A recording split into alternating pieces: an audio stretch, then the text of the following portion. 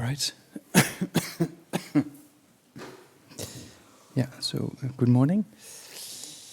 I hear people online. Hope everything is fine. And not dreams, nightmares about the hells. Maybe good to have one day. So before we start, generate correct motivation, thinking that we're gonna touch a bit more upon refuge. I think that so many beings are just wandering around without refuge, without external refuge, but the main thing is without the internal refuge, right? They don't know how to create cause for happiness and how to get out of this cycle, right? So that's why they're just wandering around constantly.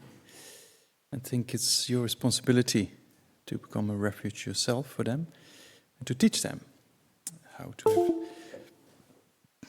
live in their inner refuge, right? Or their resident refuge. So generate the kind of motivation for yourself.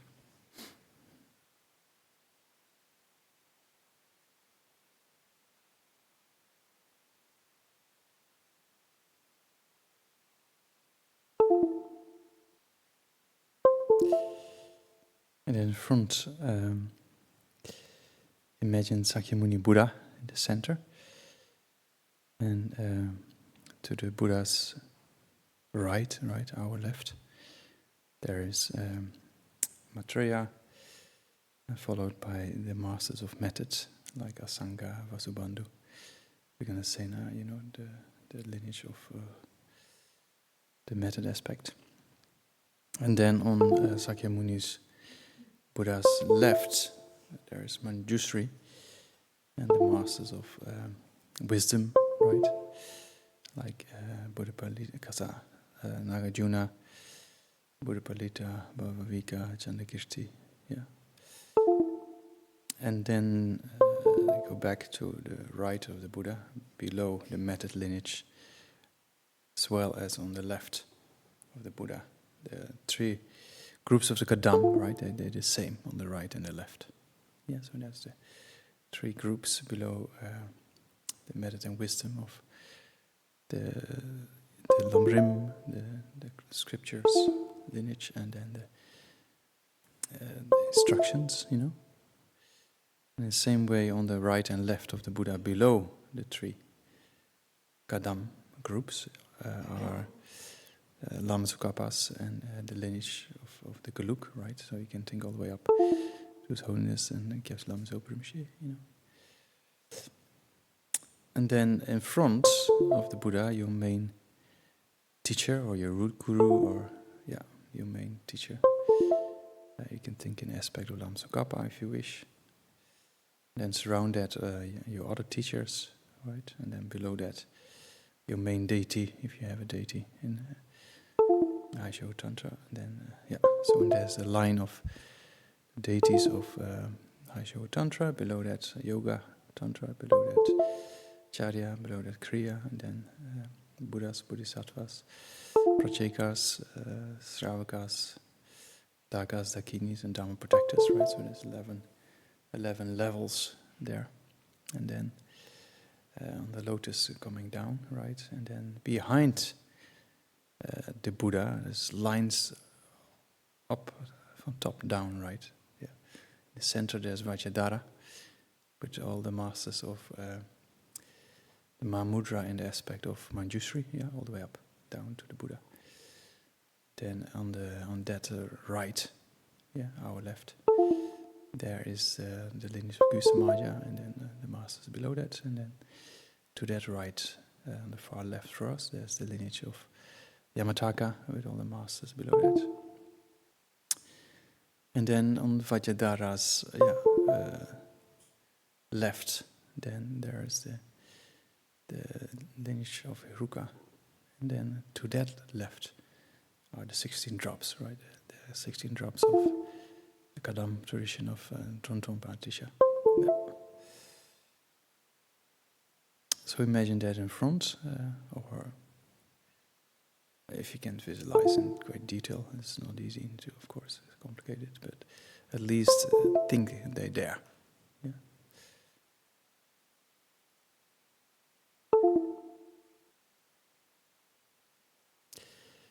And then surround yourself, you see countless beings who have no refuge, as we just saw in the motivation.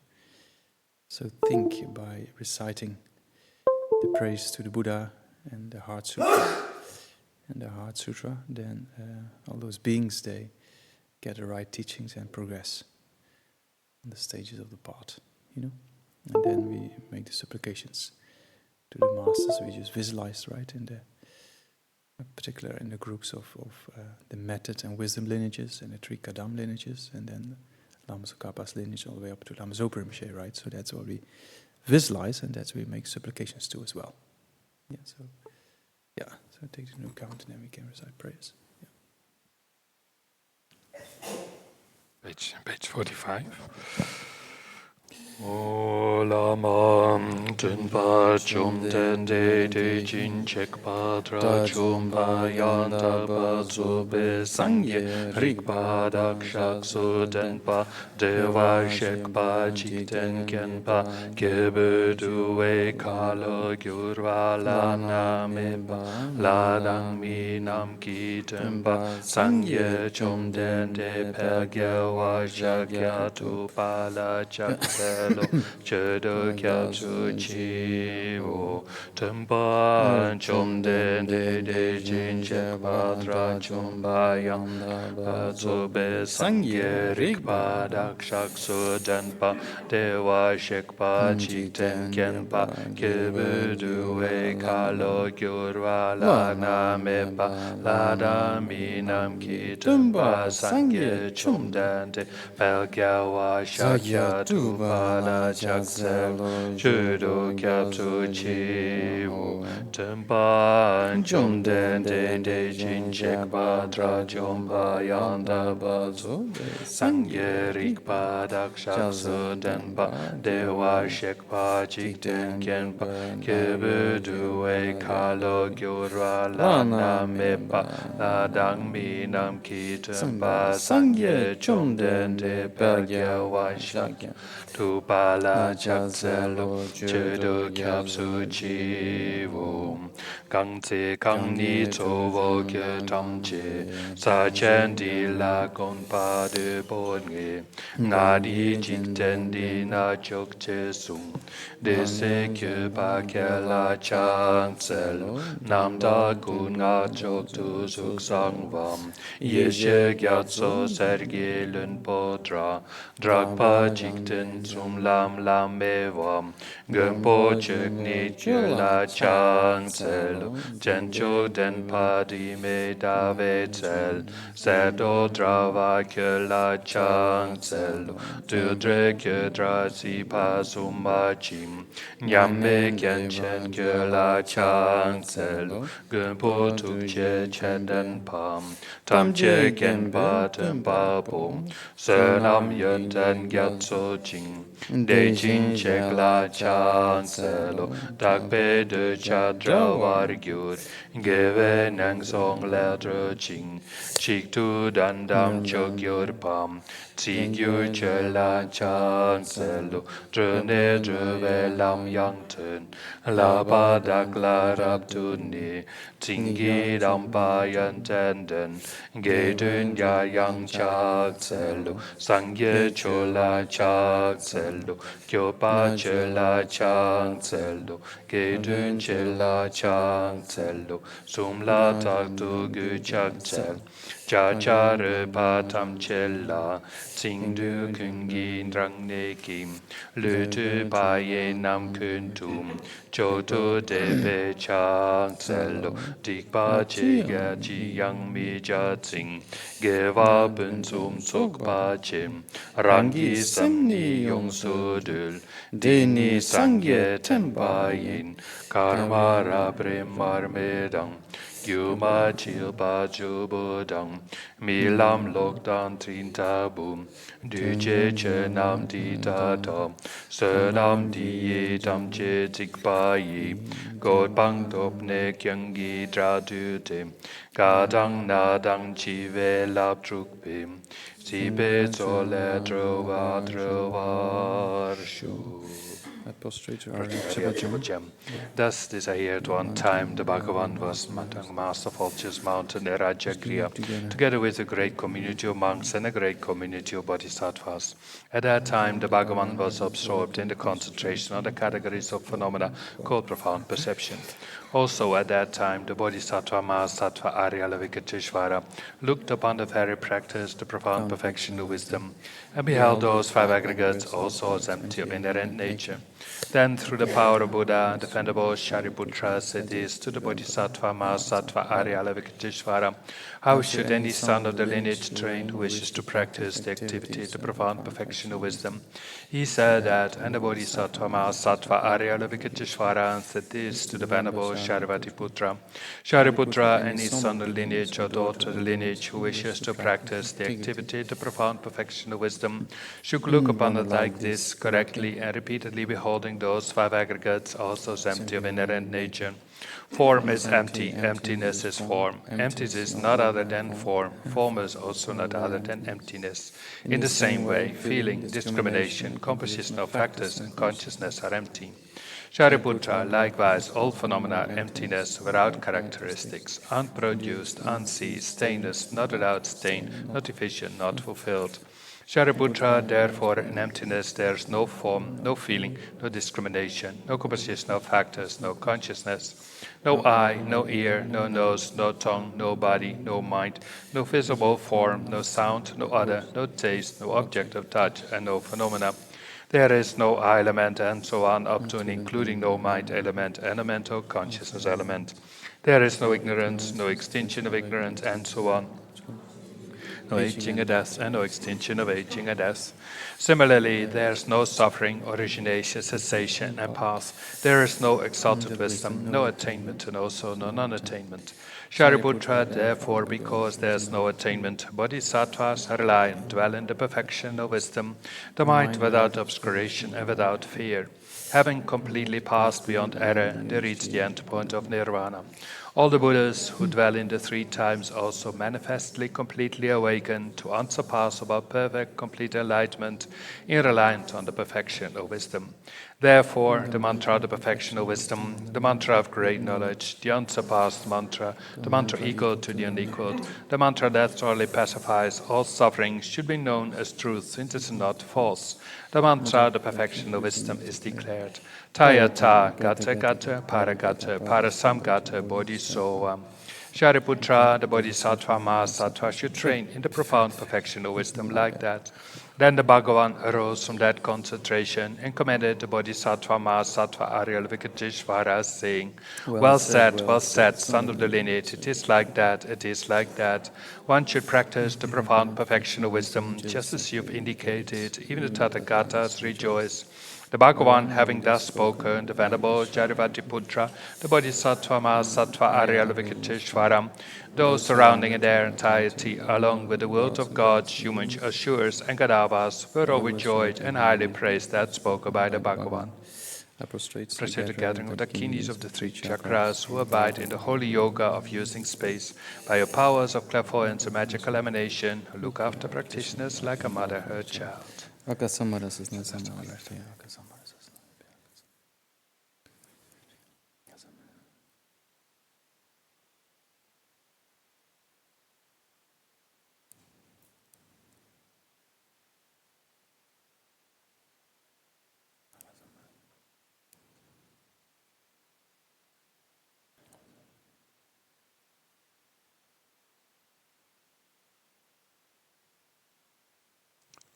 By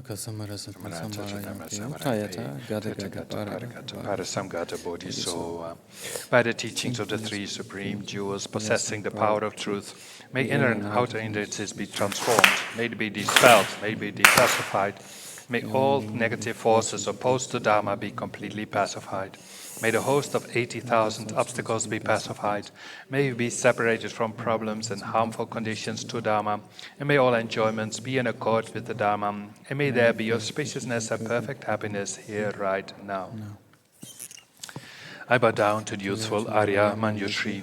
You lions among humans, gone to freedom in the present, past, the future, in the worlds of 10 directions. To all of you, with body, speech, and sincere mind, I bow down.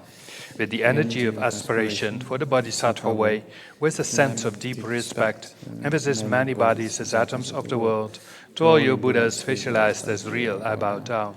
On every atom, a Buddhas, numberless as atoms, each amidst the host of Bodhisattvas, and I am confident the sphere of all phenomena is entirely filled with Buddhas in this way. With infinite oceans of praise for you and oceans of sound from the aspects of my voice, I sing the breathtaking excellence of Buddhas and celebrate all of you gone to bliss. Beautiful flowers, regal garlands, sweet music, scented oils and parasols, sparkling lights and sublime incense, I offer to you, victorious ones. Fine dress and fragrant perfumes, sandalwood powder heaped high as Mount Meru, all wondrous offerings in spectacular array, I offer to you, victorious ones. With transcendent offerings, peerless the path, with profound admiration for all the Buddhas, with strength of conviction in the Bodhisattva way, I offer and bow down to all victorious ones. Every harmful action I have done with my body, speech, and mind, overwhelmed by attachment, anger, and confusion, all these I openly lay bare before you. I lift up my heart and rejoice in all positive potential of the Buddhas and Bodhisattvas in 10 directions, of solitary realizers, hearers still training, and those beyond, and of all ordinary beings. You who are in the bright lights of worlds in 10 directions, who have attained a Buddha's omniscience through the stages of awakening, all you who are my guides, please turn the supreme wheel of Dharma. With palms together, I earnestly request you who may actualize Paranirvana. Please stay with us for eons, numberless as atoms of the world, for the happiness and well-being of all wanderers in samsara. Whatever slight positive potential I may have created, by paying homage, offering and acknowledging my thoughts, rejoicing and requesting that the Buddha stay and teach, I now dedicate all this for full awakening. O Pade Lava Lam-Rim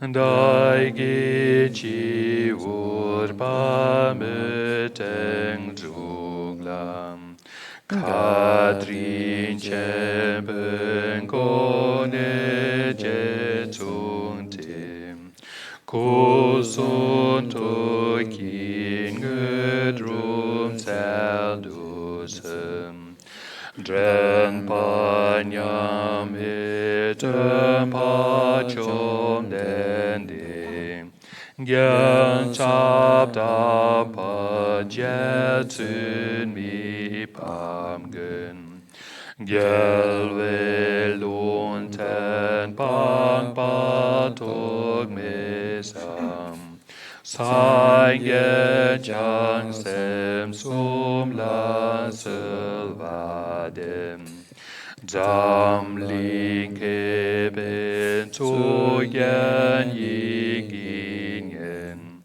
Ome Lam Nye Bak Banam Drudim. De Pesane Tsun Panam Drudim. Jikten Ming Jisum La Selvadem. Mejun Gon Tane Gyon Jogidim. Zamelam Gigyan Duvidim. Lab Chen Chebe Tergyo Nam Nang Tim. Droven Salang Som La Selvadim. Lam Chok Shen Chin Gen Se Seng Tang Tam. Gelve Men Ngai Kun Sin Ko Salim. Droi Kun Seven Cheting Evachen. Drove Deben Som La Selvadem. Jang Chut Tuglan Nganye Seling Pam. Shing Ta Chen Besetin Marmitim. Lam Sang Sel Titum Parim Bochim. Ten Pesok Shing Som La Selvadem. Mavadame Trenchok Sagetok. Gelve Ken Ram Kundu Jamyang. Zamöden Ting Bang Chok Ludrum Cham. Mave Tugyen Tum La Selvadem. Pak Pe Gong Pa Sel Te Davadrang. Dese Tovo Rik Pe Ko Chuk Chen. Gyal Se Rik Pe Ko Joni Pe Sam. Rik Pe Wang Chung Som La Selvadem. Tendrils Amom Jitin Jik Bayim.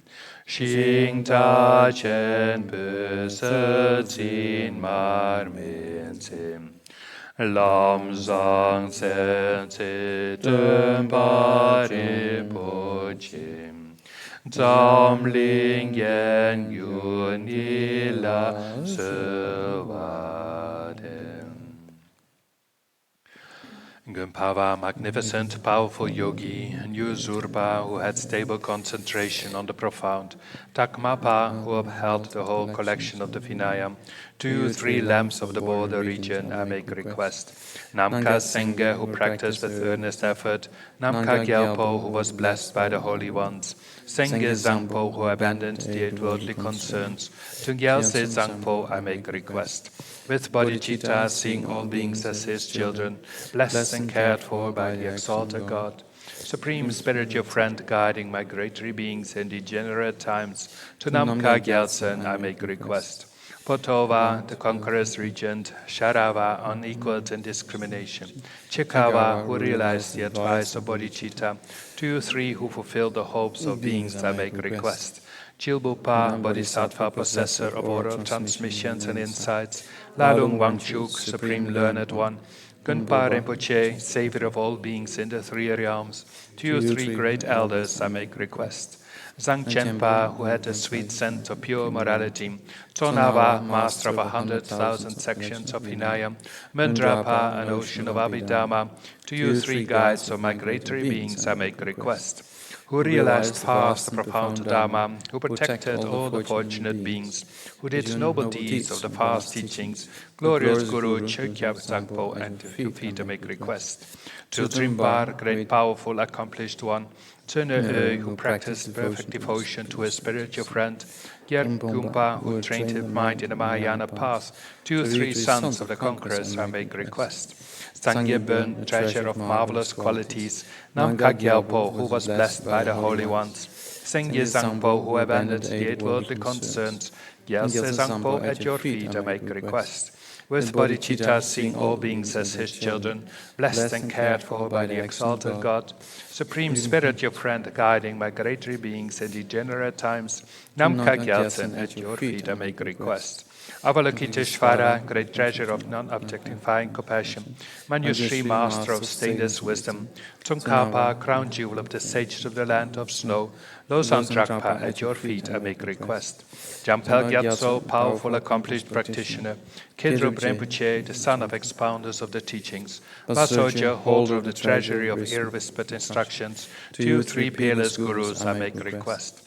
Choki Dorje, who attained the holy body of unification, Gyalwa and Saba, who achieved the actual three kayas, Sangye Yeshe, possessor of the oral transmission and inside doctrines, to you three great learned practitioners I make request. Losang Choki Gyaltsen, venerable holder of the banner of Dharma, Kuncho Gyaltsen, his heart son, Losang Yeshe, who clarified the noble paths, to you three perfect pure gurus I make request. Ngawang Jampa, who spread Shakyamuni Buddha's teachings, Losang Nyandrak, his heart son, Yonten Taye, who possessed an ocean of views, to you three kind gurus I make request. Venerable Losang Yeshe, fine developer of the teachings, Lodred Zangpo, who completely liberated all migratory beings, Losang Jimpa, who excellently imparted the methods of the teachings, to you three incomparable gurus I make request. Guiding the four types of fortunate receptacles with the teachings of transmission and insight, stainless holder both teachings and practice, peerless kind Guru Kelsing Tenzin, with respect to my three doors I make request. You who have developed completely the mandala understanding of the teachings as only practice, your practice of the two stages of highest tantra manifest in the gentlest of mandala creatures. Like the moon, you eliminate all darkness for your fortunate disciples. Tenzin Khedrup, at your feet I make request. Kindest emanated holy body, encompassing all refuges of the three times without exception, learned one, whose speech taught the excellent sayings of Losang Jampel, whose ocean-like mind had the spontaneous wisdom of the three higher trainings and cause and result, to Dakpa Losang Jampel Lundrup I make request. Endowed with love, morality, Arya jewels, and the rest, your excellent mental continuum, holding the instructions of the conqueror's teachings, wearing the robes of all four fast activities, to the all-pervading perfect pure Guru, Jampal Tenzin Trinle, I make request.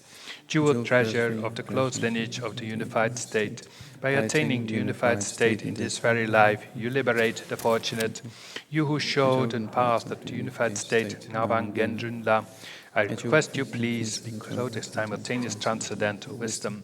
With great admiration for your perseverance in generating within your mind the entire method of the Conqueror Losang Sutra and Tantra teachings, venerable kind, a skillful holder of the banner of Buddha's teachings, I make a request at the holy feet of the glorious and magnificent Guru. Noble heart, with all the wisdom of the Conqueror, principal embodiment of all the stainless teachings of the Conquerors, protector emanated from an ocean of infinite mandalas, to you, kind Guru, Ngawang Losang Tenzin Gyatso, I make a request. With your strong shoulders of learning and practice, you patiently establish in all directions the stainless banner of the Muni's teachings, especially the teachings of Lama Tsongkhapa. I make request to you, Tupten Zopa, eyes to view all the fast teachings, supreme gateway to liberation for the fortunate, using skillful means to lovingly subdue. To the eliminating spiritual friends, I make request. May I not arise heresy even for a second about the actions of the glorious Guru. May I regard whatever actions are done as pure. With this devotion, may I receive the Guru's blessings in my heart. The foundation of all good qualities is the kind and perfect pure Guru. Correct devotion to my Guru is the root of the path. By clearly seeing this and applying great effort, please bless me to rely upon my Guru with great respect. Please bless me to rely upon my Guru with great respect. Understanding that the precious freedom of this rebirth is found only once is greatly meaningful and is difficult to find again. Please bless me to generate the mind that unceasingly day and night takes its essence. Please bless me to generate the mind that unceasingly day and night takes its essence. This life is as impermanent as a water bubble. Remember how quickly it decays and death comes. After death, just like a shadow follows the body, the results of black and white karma follow. Finding firm and definite conviction in this, please bless me always to be careful, to abandon even the slightest negativities and accomplish all virtuous deeds. Please bless me always to be careful, to abandon even the slightest negativities and accomplish all virtuous deeds. Seeking samsaric pleasures is the door to all suffering. They are uncertain, cannot be relied upon. Recognizing these shortcomings, please bless me to generate a strong wish for the bliss of liberation. Please bless me to generate a strong wish for the bliss of liberation. Let by this pure thought, mindfulness, alertness, and great caution arise. The root of the teachings is keeping the Pratimoksha vows. Please bless me to accomplish this essential practice. Please bless me to accomplish this essential practice. Just as I have fallen into the sea of samsara, so have all mother migratory beings. Please bless me to see this, train a supreme bodhicitta, and bear the responsibility of freeing migratory beings. Please bless me to see this, train a supreme bodhicitta, and bear the responsibility of freeing migratory beings. Even if I develop only bodhicitta, but I don't practice the three types of morality, I will not achieve enlightenment. With my clear recognition of this, please bless me to practice the bodhisattva vows with great energy. Please bless me to practice the bodhisattva vows with great energy. Once I've pacified distractions to wrong objects and correctly analyzed the meaning of reality, please bless me to generate quickly within my mind stream unified path, calm abiding, as special insight. Please bless me to generate quickly within my mind stream unified path of calm abiding, as special insight. Having become a pure vessel by training in the general path, please bless me to enter the holy gateway of the fortunate ones, the supreme Vajra vehicle. Please bless me to enter the holy gateway of the fortunate ones, the supreme Vajra vehicle. At that time, the basis of accomplishing the two attainments is keeping pure vows as samaya.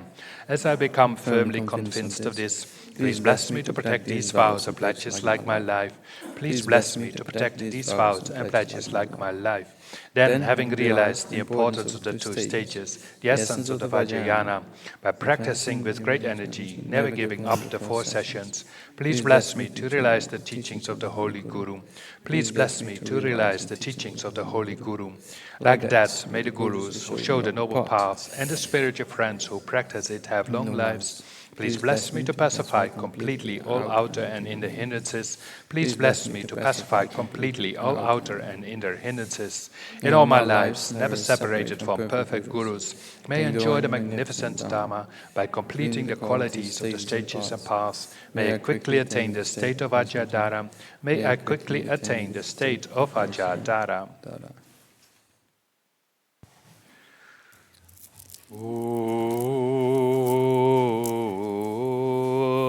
Sachi Bekim Jokshi Metong Tramri Rabling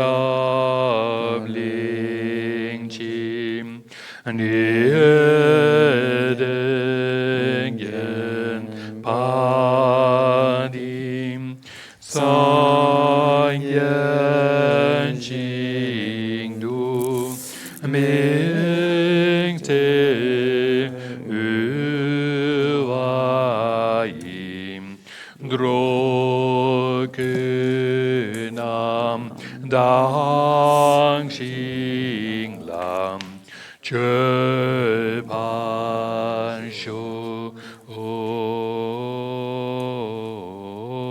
Jetu Lamam Dampai Kenam Kicheku Kalam Kenten Chu Tindring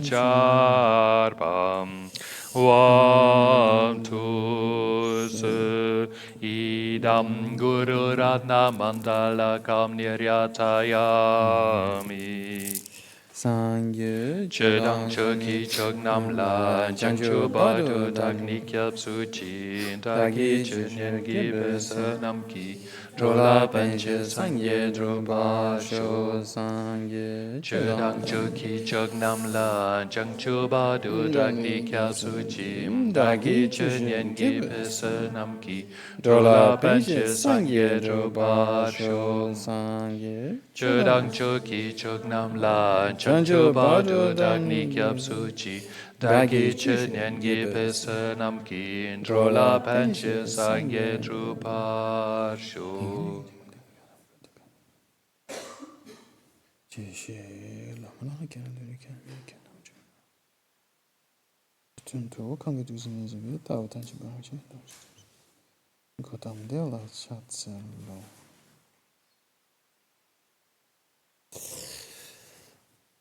Yeah, so refuge. Yeah, so maybe a quotation by Chandakirti, 70 verses on refuge. Sangye Chodan Gerunde Tarba Duan Namgi Kyap, where it says that the Buddha, the Dharma, and the Sangha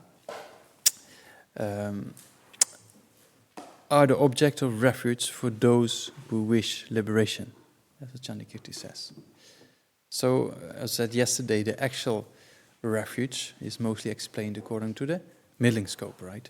Yes, also in this quote, it says very clearly that those who wish liberation, then the Buddha, the Dharma, and the Sangha are the refuge. Yeah. And well, the Buddha is the teacher, as we know. The Dharma is the actual refuge, and the Sangha are the friends, yeah, on refuge. So the Buddha is the teacher, the Dharma is the actual refuge. Yeah, so the Buddha is the teacher, we go into that, and then the Dharma is the actual refuge, as we talked about already yesterday. The real refuge, the real safe direction, is the true paths and the true cessation, right? That's kind of, if you have the true paths in your continuum, you will establish the true cessation. Yeah? So the true paths, if you know, that starts with the uninterrupted part of the path of seeing, yeah, which is kind of the direct antidote towards the acquired grasping at the self, as we went over a few times before. So that's kind of establishes that uninterrupted part, establishes the part of release. And the part of release is that mind that has the cessation of the freedom of, or being liberated from, the acquired grasping at a self, right? So that's kind of, if you really think about it, and then you go to the part of meditation, and then you eliminate the innate grasping at the self, right? So you can see that that's a real refuge, because if you eliminate the grasping at a self, you eliminate afflictions. If you eliminate afflictions, you eliminate the cause for suffering, and that's kind of the real safe direction, right? So among the causal refuge and the resultant refuge, of course, the resultant refuge is much more superior in your own mind to be free of afflictions, in your own mind to have this direct perception of emptiness. That's kind of what refuge is all about. Yeah, so that's the real refuge. That's what it says according to this quote by Chandakirti. So the refuge for those who strive for liberation, because if you want to have a safe direction, then the best direction is liberation and enlightenment. Yeah, so we have the refuge according to the small scope, middling scope, and great scope. Yeah, yesterday we mainly talked about the small scope of refuge. Also, when we just read in the Praise to the Buddha, it actually comes from a few of those verses come from the sutra, right? The second last verse, for example, comes from the Dhammakata Sutra, yeah, with the star, liberation, flame over lamp, yeah. But the verse before that is also a very important verse. Lam Rim put a lot of emphasis on that, always. Do not commit any non-virtuous actions, perform only perfect virtuous actions, subdue your mind thoroughly, this is teaching of the Buddha. Yeah, so that also talks about, you could say, the 3 types of refuge. Yeah, that do not commit any non-virtue and perform only perfect virtuous actions. That's the refuge according to the small scope. Yeah, as we saw yesterday, what causes us to be born in the lower realms is the engagement in the 10 non-virtues, right? If you practice morality, you abandon that. So that says here, Kasa, do not commit any non-virtuous actions. Yeah? So if you practice morality, you don't commit the morality of the 10 non-virtues. You practice the 10 virtues, so you don't commit any non-virtuous actions. Yeah? Perform only perfect virtuous actions. So there it's interesting. Do not commit non-virtuous, and then it says to only perform only perfect virtuous actions. There's perfect there, you know? Because most of our negative actions, they're perfect. In the sense of of having all the factors complete. There's concentration, there's the intention to do something, it's all complete. But when it comes to virtuous actions, the concentration is like everywhere. So there's no concentration. Yeah, it's very true. When you get really obsessive desire with your object, your mind doesn't get distracted at all. When you get really angry at a person, your mind doesn't get distracted at all, right? So when we engage in non-virtue, because of the habituation patterns, it's a perfect accumulation of a non-virtuous act, you know. But when it comes to virtuous act, then it's the mind is distracted, sometimes no motivation and things like that. So that's why it says, whenever there's an opportunity to engage in virtuous act, how small it is, make it perfect. Yeah, so that's very important.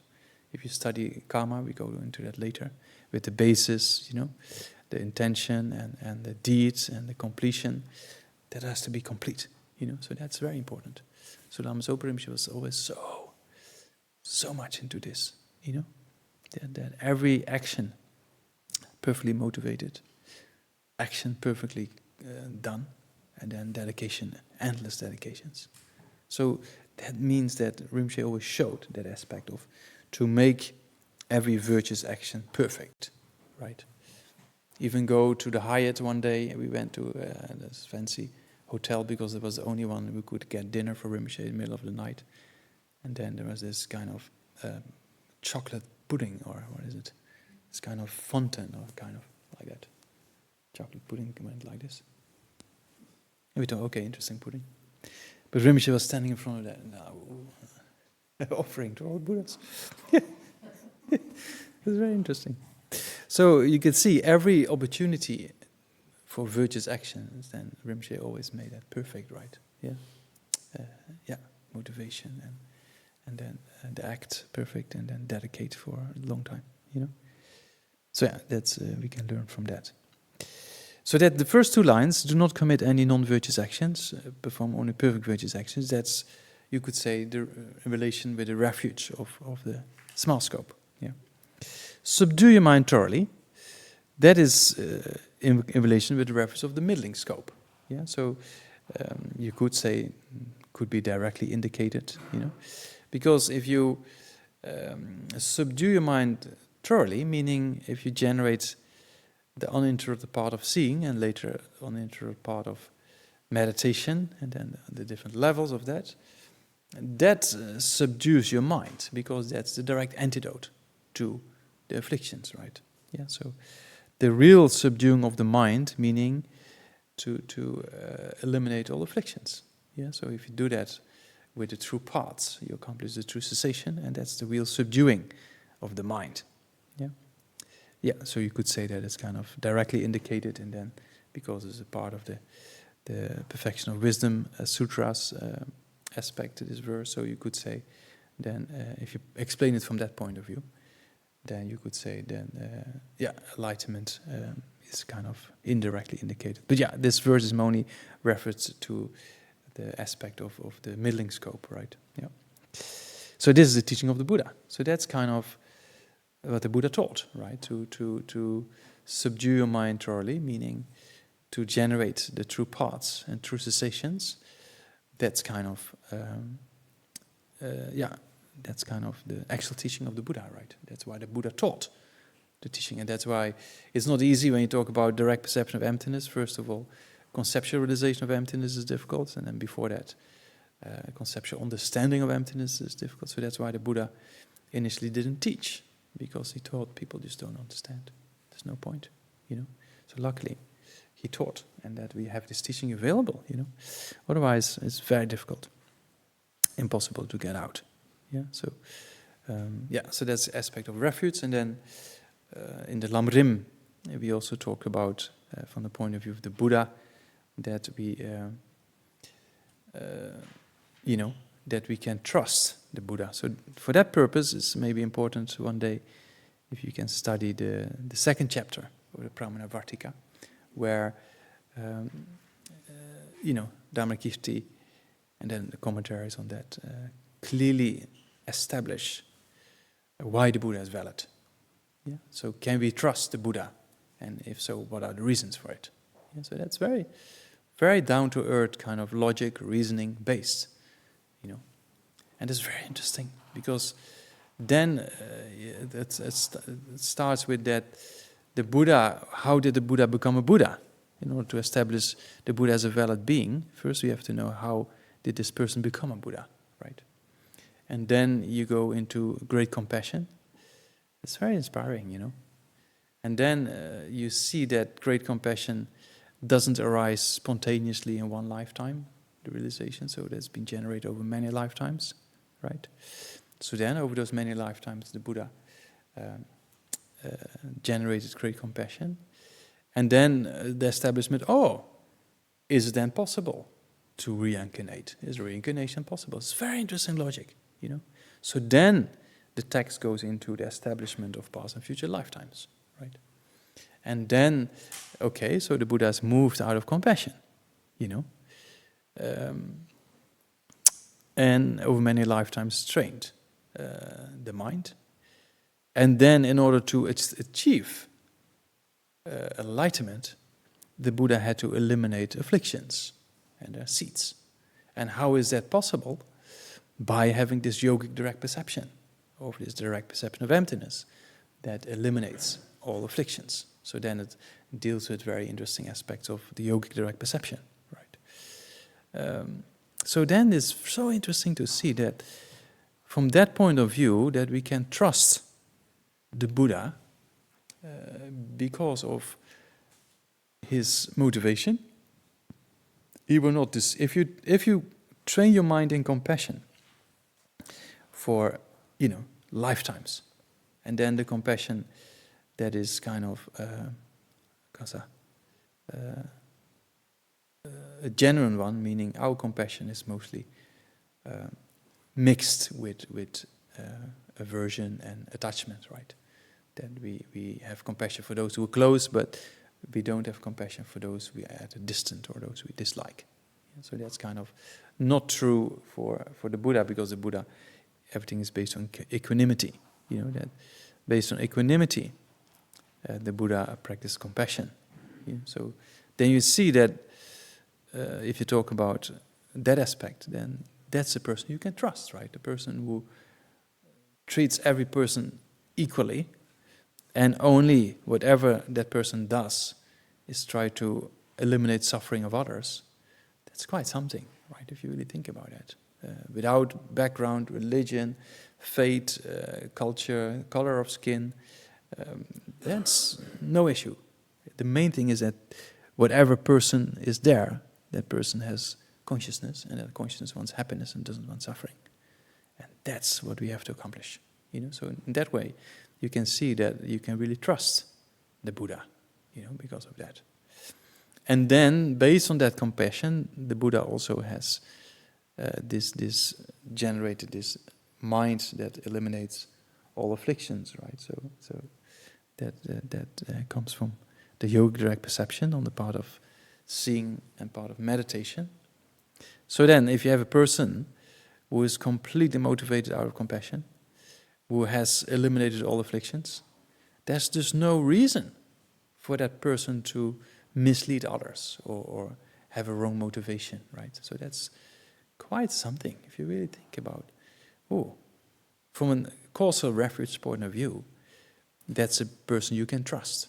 Yeah, that's a person who who is kind of a real actual refuge, because that person was once like you and me, and then eliminated all the afflictions, right? Yeah, so that's kind of a person we trust. Yeah. So in the Lam-Rim, so based on this structure of the second chapter of Pramanavartika, in the Lam-Rim we have this fourfold division, right?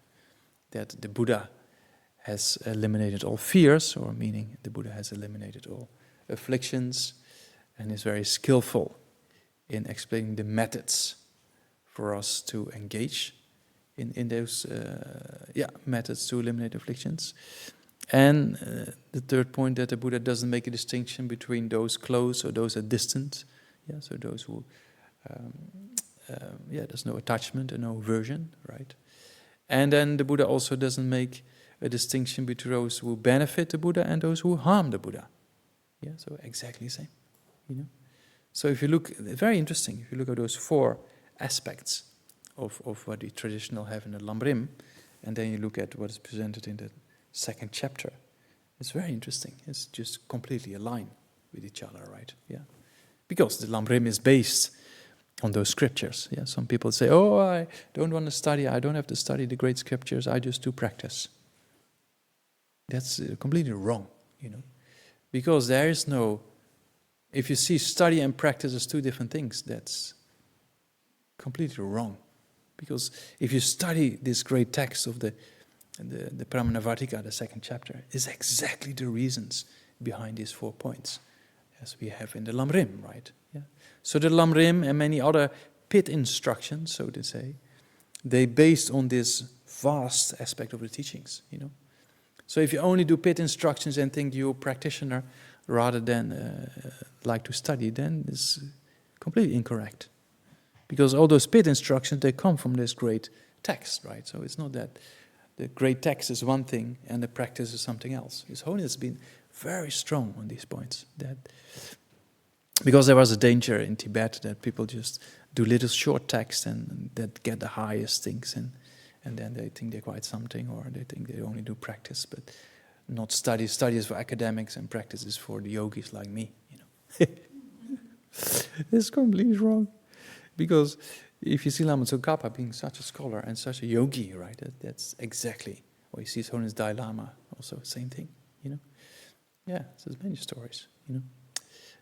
So then you see it's important to have both. So luckily, most of you are in basic program, so you have a kind of good understanding of the teachings of the Buddha, and then on top of that you do Lam-Rim and Vajrayana, and you take aspects out, and then you practice that, right? So that's very, very balanced, you know, and very neat, because if you study the great texts, and you read and you just contemplate, that's very rich material, and not only rich, but it brings a very substantial transformation, you know, because it's based on reasoning, you see.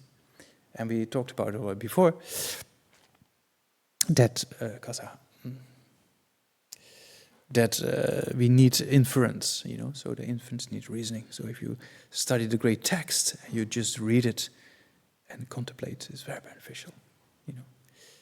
So yeah, that's kind of important to know.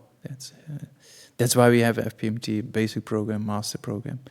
Yeah, and then in the traditional way we study a bit more. But so interesting that if you really study in depth, that's very beneficial, because then you get all the reasons, right? And you have material to think about and contemplate, and just studying itself matures the mind and moves the mind, you know. So yeah, very fortunate. Yeah, so let's do a contemplation on refuge, yeah, and then, think about those aspects that, first of all, the refuge of the Buddha, that we can trust the Buddha. Why? Because he's free of all afflictions, right? And he's very skillful in teaching, and we see that in the tenet system. We see that in the various texts, exactly teaching the sutras, exactly teaching according to the disciples, you know. And because motivated out of compassion, so it doesn't make a distinction between friends or enemies or strangers or those who harm or benefit. Yeah, so there's kind of reasons why we can trust the Buddha, and in particular, yeah, maybe first to do that. Yeah, yeah. So before we do our analytical meditation, then first we do the 9-round breathing. Yeah, yeah. So yeah, so do that. So yeah, block left in right. Yeah, so. Yeah.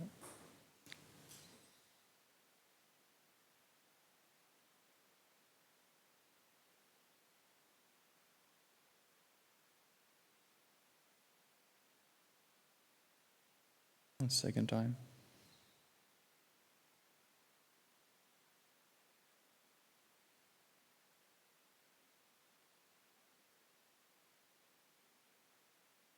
Third time.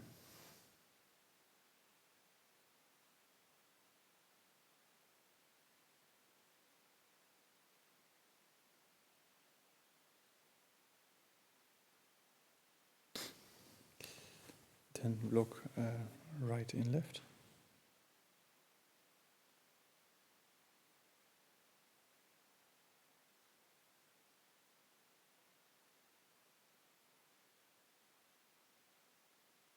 Second time.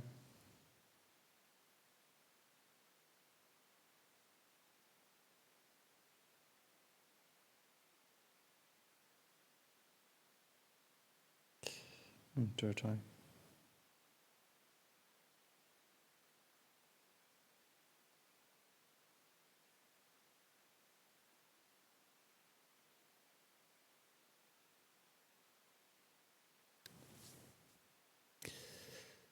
And then both nostrils, right? First time.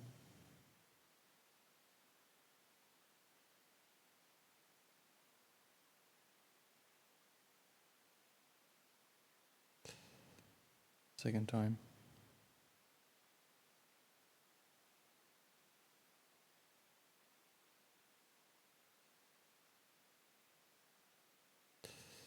And third time.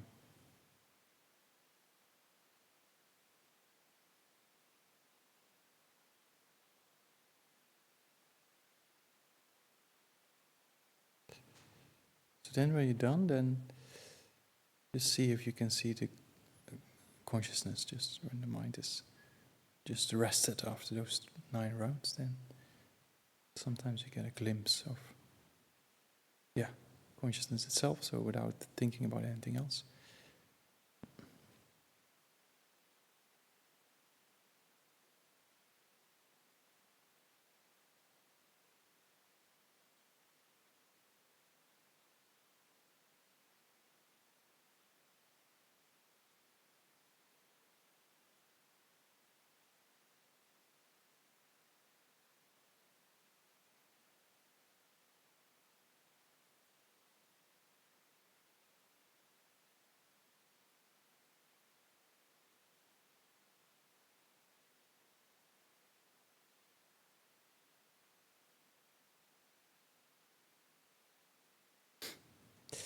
Okay, so then we move to the concentration meditation.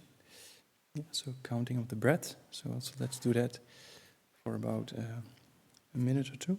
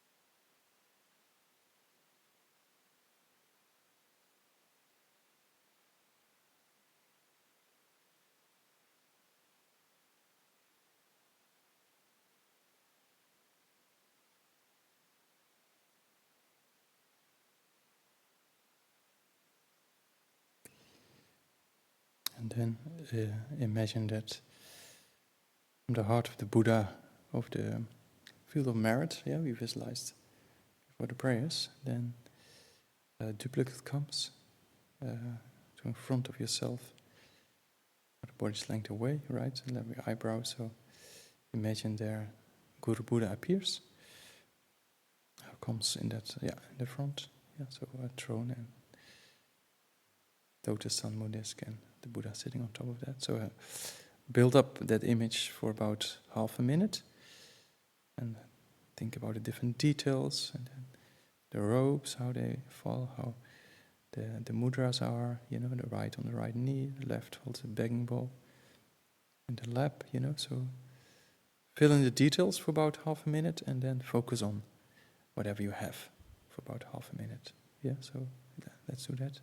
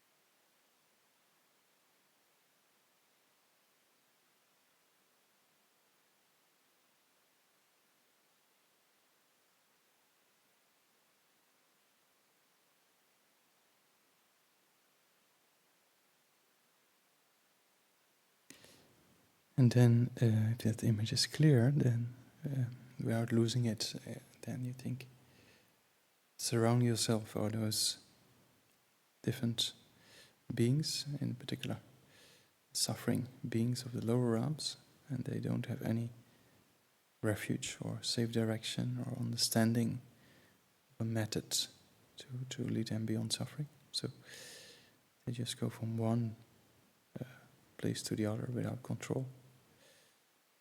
So look on that and think it's important to develop myself to be a real refuge for them. So based on that, make a request to Guru Buddha in front.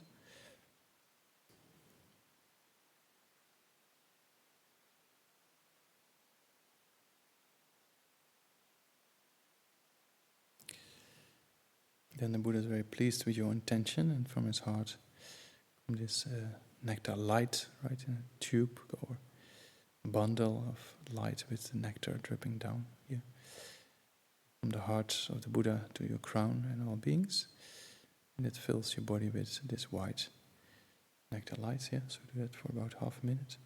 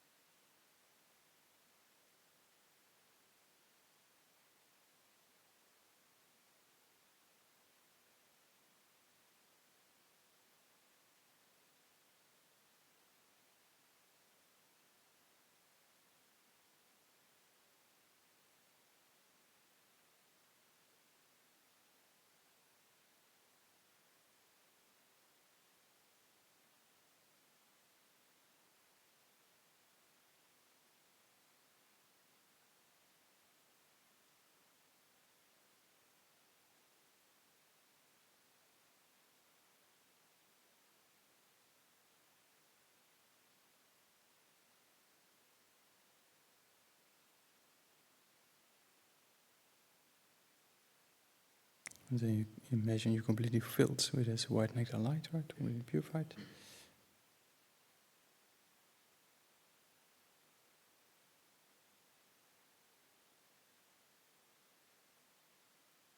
And looking at suffering sentient beings again, make request to Guru Buddha in front, and this time the yellow nectar light comes. Yeah, and also that we do for about half a minute.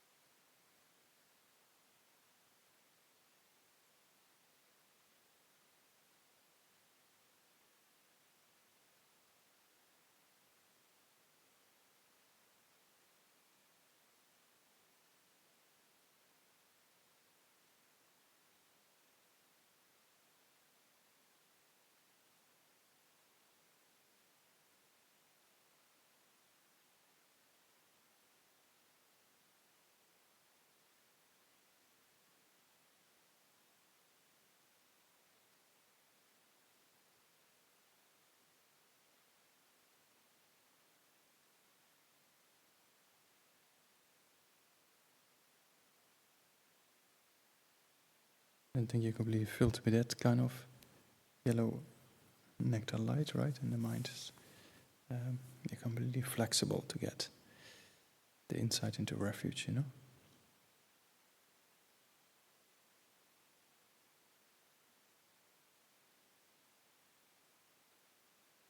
And then analyze, you know, the why is the Buddha a suitable object of refuge, you know?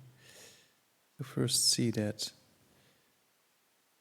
you know, the Buddha himself was like you and me, had afflictions and experienced suffering, but was able to eliminate all this, right?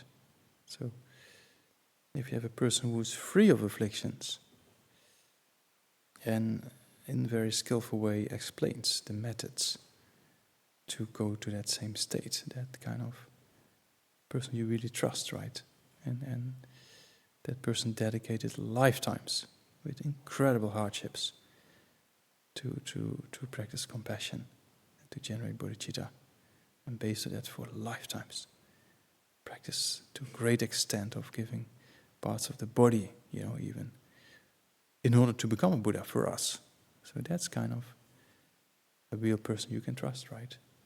Yeah. So who is free of afflictions, who puts so much effort in achieving that state of enlightenment for us over so many lifetimes, so much hardships, and then be extremely skillful in explaining the Dharma in great detail according to our level of understanding, right? So look at those first 2 points and analyze that for about a minute or two.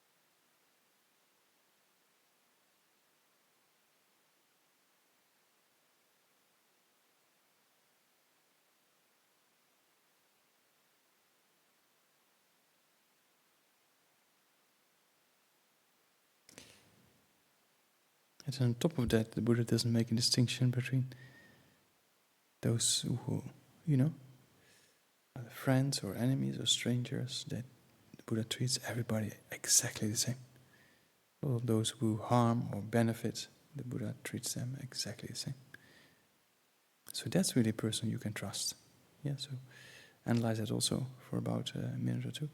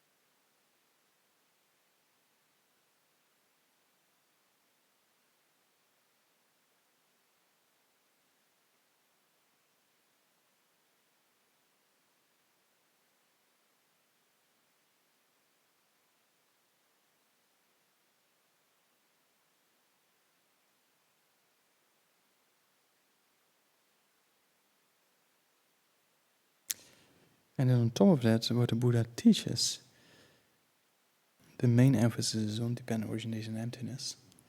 That's exactly what is eliminating ignorance, right? So it's incredibly kind, that the Buddha taught this teaching on dependent origination and emptiness. That's the real method to eliminate suffering.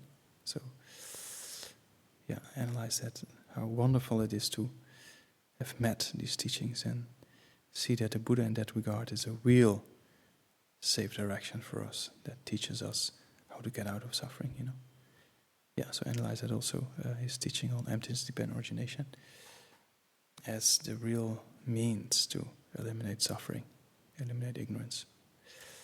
So that's extremely precious, and that's a real safe direction, So analyze that also for about a minute or two.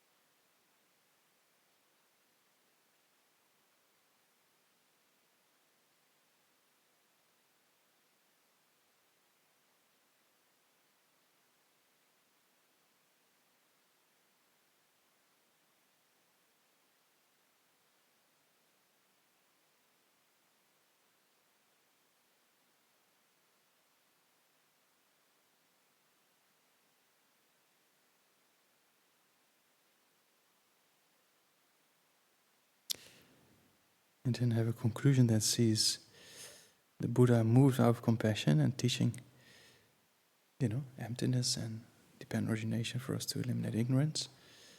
That's really something. That's really something you can trust, and that will actually give us the real protection, So come to that kind of conclusion and focus on that for about half a minute.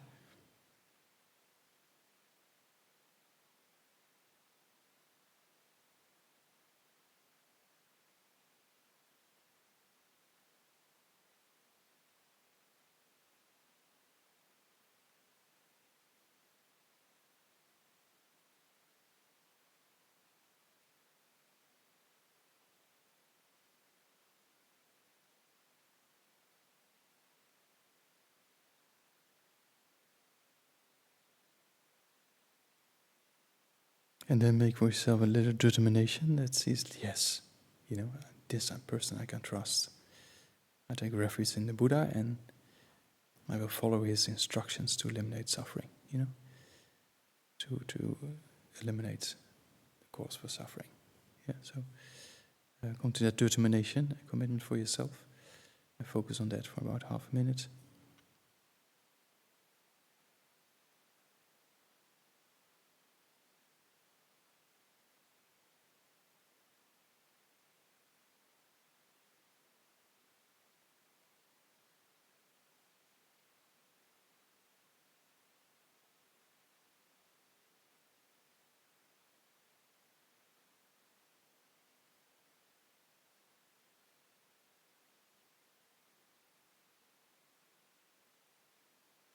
Alright, so then we can stop or relax a bit for a minute or two.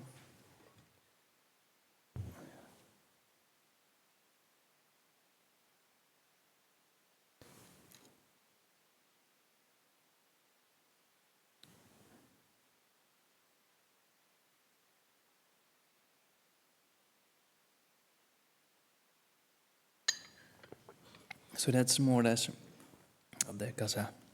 the causal refuge, right? That you take refuge in Buddha Sakyamuni, or the historical Buddha. So the next meditation we do will be related to the recent refuge of that. So if you look at the qualities of the Buddha, you can study them in great detail. Maybe in the 4th chapter we can do a few aspects of that. But you can summarize all those qualities in Khyentse Nusum, right? That you have the omniscient mind, and we know that to real benefit beings, you need clairvoyance. Otherwise, it's very difficult. Atisha, Lamp of the Path, and his auto-commentary, although if the auto commentary is composed by a teacher or not is some debate, but even in Lamp of the Path, it's pretty clear that that Atisha said, without, clairvoyance, it's very difficult to benefit beings, Yeah, so I memorized the section on the auto commentary once to explain to Lama Zopa Rinpoche that I'm not suitable to teach. I tried to get out of the job, but Rinpoche was listening carefully. I said, yes, very good thinking, Namdak. But, and then I got different advice. Yeah, ding dong. Yeah, yeah. But anyway, there teaches us very clearly that without the wisdom from meditation and without clairvoyance, then it's just very difficult to benefit beings. It's like a crazy person, basically. That's what he says. It's really true, because without really understanding people's minds, then you just think, oh, maybe I have to do that, or maybe I have to do that, or maybe that, and then you just, So yeah, I just sometimes just don't know what to do. So I mostly just pray to the Guru, and then whatever comes to mind, that's what I talk about. Yeah, it's give me a bit kind of, little bit peace. Yeah. So anyway, but to real benefit, you need clairvoyance, right? That's very clear. And then, of course, the most advanced levels of clairvoyance you have, the better. Yeah. So that's why we have to strive to this omniscient mind of the Buddha. That's very clear. If you just know exactly what is needed for a person, then you just act, and then you don't have to think, oh, maybe this or maybe that, right? So you need clairvoyance. That's very clear. That's one aspect. And of course, you need the motivation of great compassion, yeah, or bodhicitta, So that's another aspect of the qualities of the Buddha. And then you need ability, yeah, to be able to benefit beings, yeah. So various activities, and able to engage in those activities, and for the Buddha Dharma and for sentient beings, yeah. So that we talk always about the qualities of the Buddha. You can summarize in omniscience, compassion, and ability. Yeah, omniscience, compassion, and ability. So those three qualities you have to accomplish yourself. Yeah, that if you have omniscient mind, and of course, if you're bodhisattva before you have bodhicitta, so all your actions will be moved out of compassion, as Nagarjuna says, right? You moved out of compassion, you eliminate the wrong views, you teach of the sublime Dharma to go to Buddha, I pay homage. Yeah, so same thing. The same thing, Nagarjuna in chapter 27 of Fundamental Wisdom says, you moved out of compassion, talk about compassion, yeah. You eliminate the wrong views, yeah, that talks about the supreme teaching on dependent origination and emptiness, yeah. Based on the omniscient mind of the Buddha and the ability to eliminate ignorance, you teach the sublime Dharma to go to Buddha, I pay homage. So that's what we have to, for ourselves, if you have bodhicitta and then you realize emptiness and you eliminate afflictions, then then you get this omniscient mind, and then you have, whatever you do is, of course, already as a bodhisattva motivated with bodhicitta, and then you have the ability to do things according to the karma of beings, right? So that's kind of what you can see, what an historical Buddha did for the world is mind-boggling, or what you see what His Holiness Dalai Lama does for the Buddha Dharma and for the beings, is mind-boggling, right? It's kind of really, if you really think, not just this life, right? If you just think like, since the time of the Buddha being Avalokitesvara, and then in Tibet, and then establish, the Buddha Dharma is, without its own, it's impossible. So then you see if you can do something like that, for many generations, just preserve the Buddha Dharma and work for benefit for beings, then you benefit millions. So that's kind of what we have to accomplish, you see. If you become a Buddha, then that's just one emanation, right? So if you have one of those emanations, then you can imagine if if you have in many planets you have this kind of emanations, then you can do so much, you know. So yeah, that's kind of the resident refuge we like to accomplish, right? That for many generations you're able to preserve and benefit beings, you know. Yeah. So let's do meditation on that aspect of the resident refuge. We have to accomplish Buddhahood ourselves to not only eliminate suffering for us, but also eliminate suffering for all sentient beings, right? Yeah, so let's do that.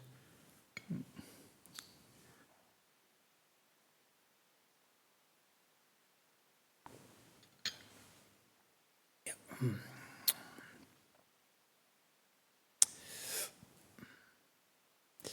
So yeah, analyze that.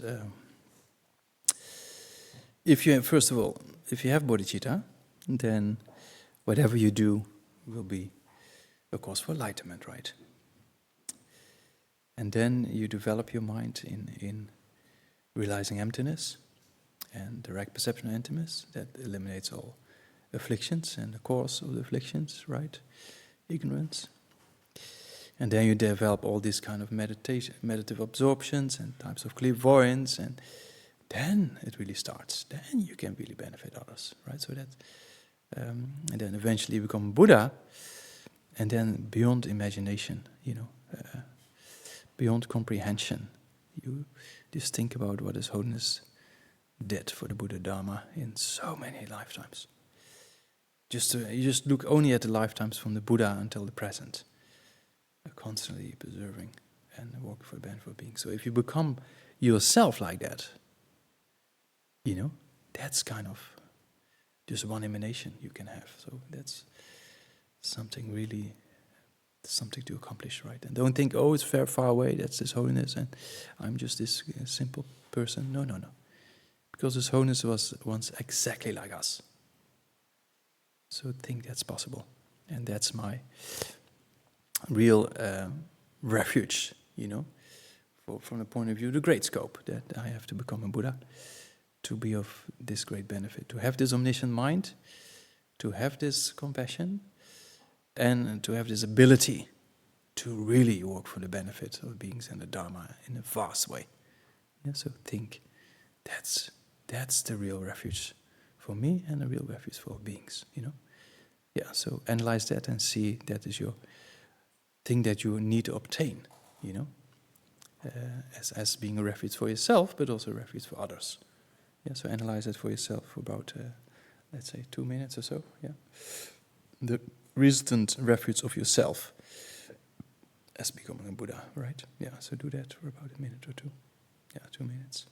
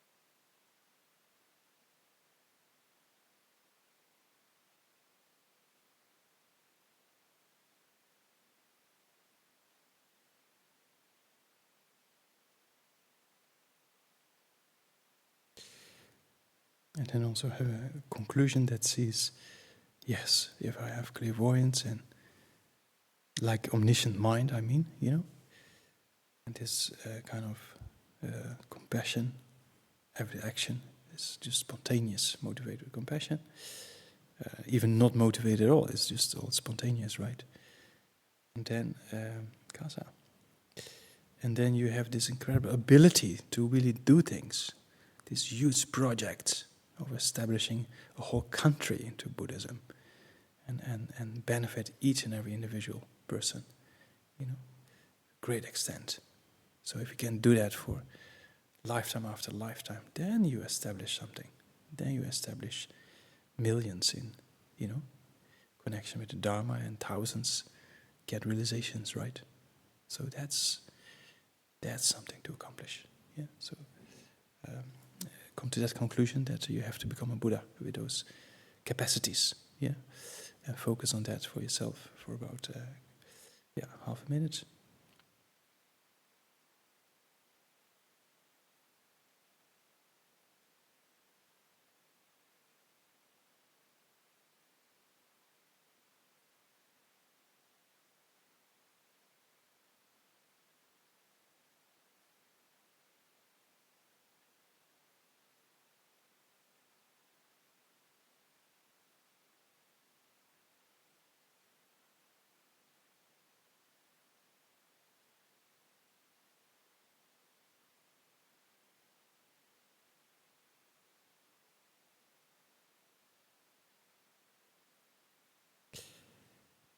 And then make a determination for yourself. That's why I'm practicing the Lam-Rim. For that purpose. So commit yourself to dedicate more time. Now you have this incredible potential. It has a great meaning. Be able to create causes for enlightenment every second if you want to. Yeah, so that's a great meaning of the precious human rebirth. Every second, right? That every moment there's an opportunity to create cause for enlightenment. So now you're not going to waste this incredible precious opportunity you have, and it's not going to last very long. So now is the time to put effort in creating cause for enlightenment. Yeah, so commit yourself to that and focus on that for about half a minute. Yeah.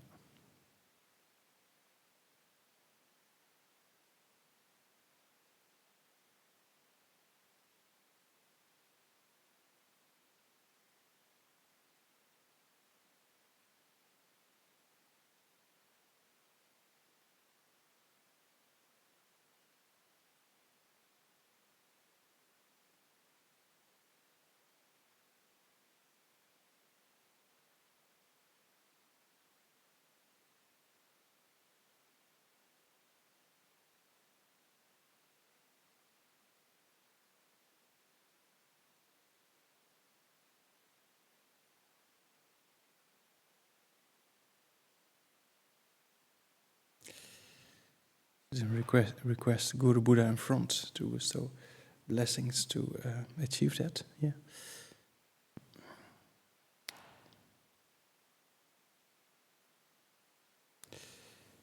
And then then the Buddha comes to your crown, faces the same direction you're facing. And throne is over to lotus. And the Buddha becomes smaller and smaller. Descends to your crown, throat, then the level of your heart melts into light, and the qualities of the Buddha becomes one with your own mind. Yeah, so you see the blessing of the Buddha's qualities, or your mind merges and becomes like the same.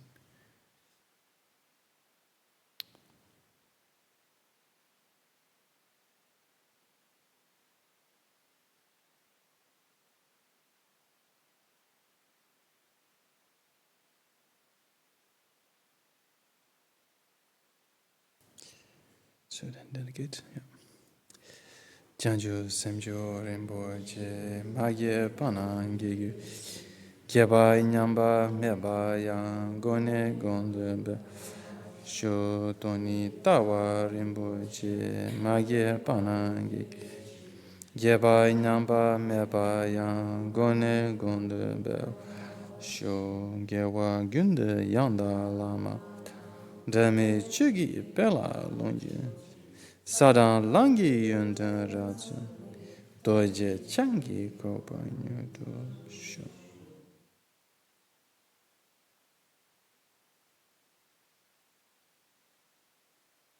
Okay, thank you.